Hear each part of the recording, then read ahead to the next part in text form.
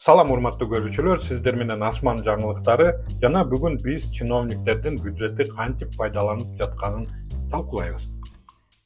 Программада кымбат баалуу учуулары, жашыруун сапарлар, министрдин алтын пиары жана президенттин күтүүсүз Европага саякаты. Карапайым элге светти өчүрүп жатканда биздин эл кызматкерлери комфортто ырахаттанып жатышат. Даяр болсоңуздар, баштайлы. Бул сапар тууралуу расмий маалымат берилген эмес, бирок Гонконгдун маалымат каражаттары аркылуу вице-премьер-министр Данияр Амангелдиев ири иш-чарага катышканы белгилүү болду.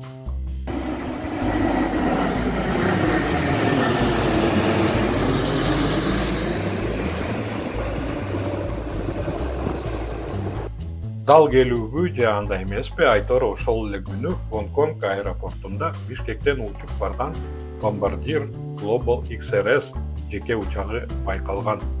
Сапардын болжолдуу наркы 10 миллион сомдон ашык.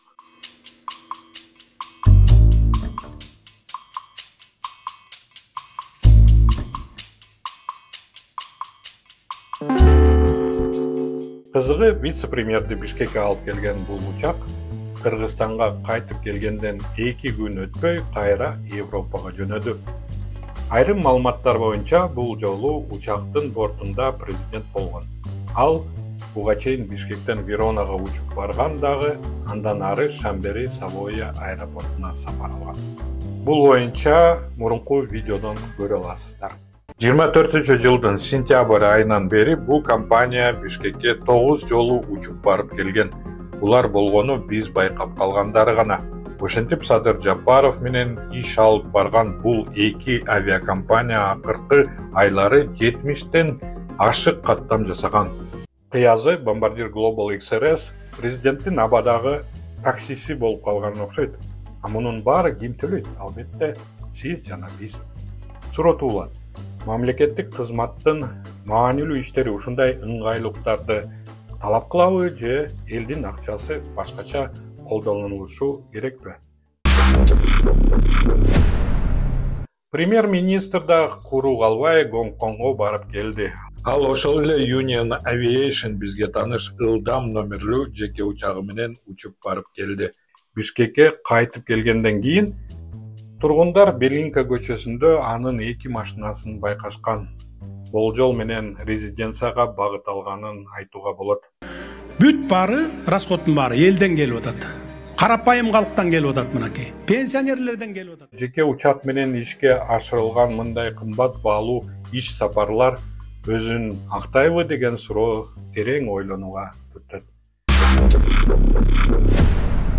Энергетика министри да четте карап турган жок. Зардалы айылына барып келиш үчүн тик учак жалдады. Сапардын баасы 4 миллион сом. Максаты эмне? Өзүн пиарлоо. Эми ойлонуп көрүңүз. Муна менен барып келчү жерге МЧСтин вертолетун 4 миллион 780 миң 53 сомго жалдап барыптыр. Бул акчаны башка жерге жумсаса болот беле. Же мен министрмин деп бюджеттин акчасын каалагандай калчаймын деп дарталаңдай берсе болобу? Бул теманы кененирээк айтайт десе YouTube каналыбыздан көрүңүздөр. Жазылыңыздар, бөлүшүңүздөр жана чындыкты башкалар да билсин.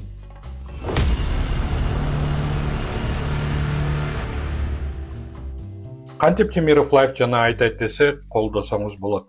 Ссылка аркылуу өтүңүз, сизге ылайыктуу шартты тандаңыз, картаңыздын маалыматтарын киргизип, атыңыз жана электрондук почтаңызды жазыңыз. Мына ушундайча сиз биз менен бирге болосуз.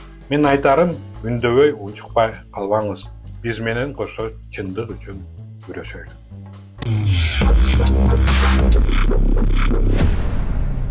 Жаман өлгө чын эле жугуштуу болот экен.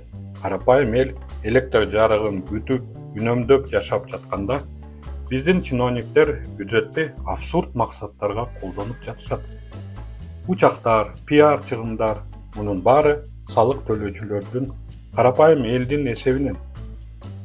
Эң өкүнүчтүүсү, булардын бирөөсү да мунун адаттан тыш нерсе экенин сезбейт окшойт. Биз балким алар кооз учуп жүрүшү үчүн эле жашайбыз. Же балким аларга ким үчүн иштеп жатышканын эскертип коер убакыт жеткендир. Кызык жашоо башталды, иштетели баштады. Бир муштундай түйүлөлү бириктирип жаштарды. Эч кайдыгер болбойло, келечекте хойлойло. Жагалданбай байларга, мыктыларды колдойло.